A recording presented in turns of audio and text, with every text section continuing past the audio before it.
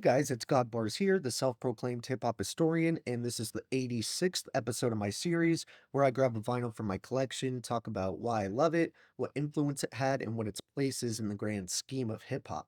So this is a first for the channel that's probably a bit overdue, that being a video covering a rap album that was released outside of the United States.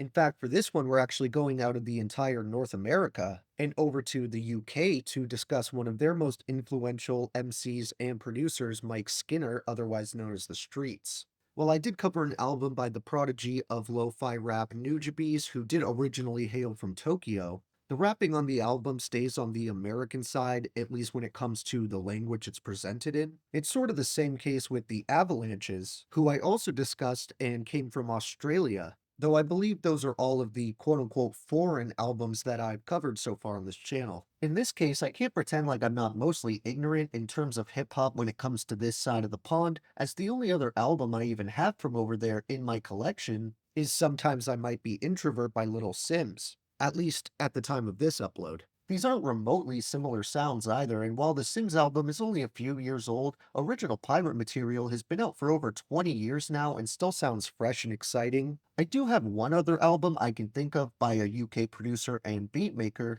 this being Burial and his stellar LP Untrue, but that one's also completely instrumental and more on the electronic and kind of down-tempo side than hip-hop, though it does feature some pretty godlike sample chops on Archangel. While UK drill has had a steady rise in popularity all around the world, and I've enjoyed a decent amount of it for casual listening, outside of some shared slang and references, there aren't many similarities between their output and the music the Streets releases. However, you have to commend Mike for helping popularize and expose the US to terms like rude boy, a good decade before Drake the Culture Vulture would slither in to perform his usual smash and grab. Sonically, this album blends genres in a pretty impressive and forward-thinking way, and he was incorporating dance beats and slower ballads with singing well before someone like Kanye would come along with 808s and Heartbreak and take all the credit.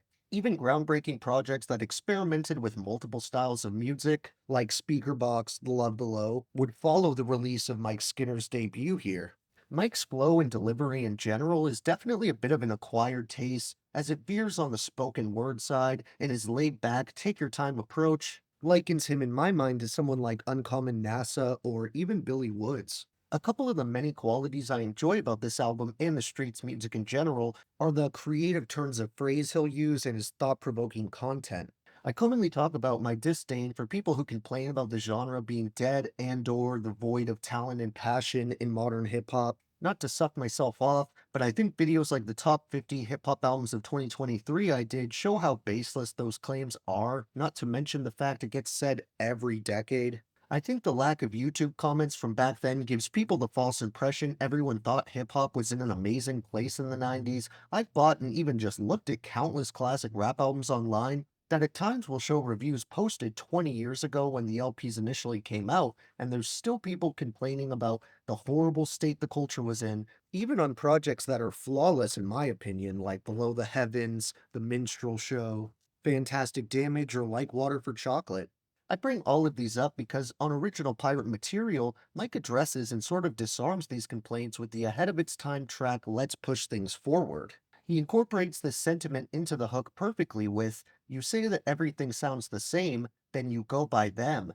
There's no excuses, my friend, let's push things forward. I love the idea that instead of wallowing in the non-existent issue of everything sounding the same, we work as a people to push the boundary of music forward. It's also backed by these infectious horns and reggae-inspired keys that serve as a nice break from the more experimental moments, like the mind-spinning track that comes right after this one. As a rapper from the UK who also makes his own beats, he's criminally underrated as a producer over here, and I think he's one of the coldest double threats that you can find still going at it today. He does all of the production on here himself, which is incredibly versatile and always sounds full and very well mixed. It's a masterclass in grimy electronic hip hop, and if you're a typical myopic American like me, it might be interesting to hear the day to day of someone from a different country dealing with their 20s and the struggles that come with it. If you haven't listened to much or any UK hip hop, it could be a bit eye opening to hear how relatable this guy on the other side of the world is, especially if you're figuring those years out yourself. From lacks of transportation and buying cheap weed to staying out late with your friends and handling relationship problems, he's constantly showing how, despite different brand names and terms,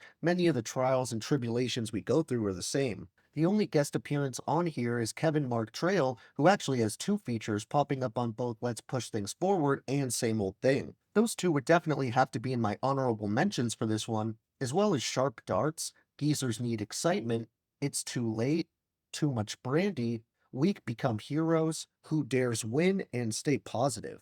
My top three favorite songs on here overall would include Turn the Page, Don't Mug Yourself, and Has It Come to This. Thank you for watching my 86 video, and check in next time to see which underground group from this side of the aisle I'm going to be discussing. If you enjoyed, be sure to like, subscribe, and let me know what your favorite songs are off of this mix of grime and garage music. Don't forget to have a great day, and I'll see you next time, okay? Alright.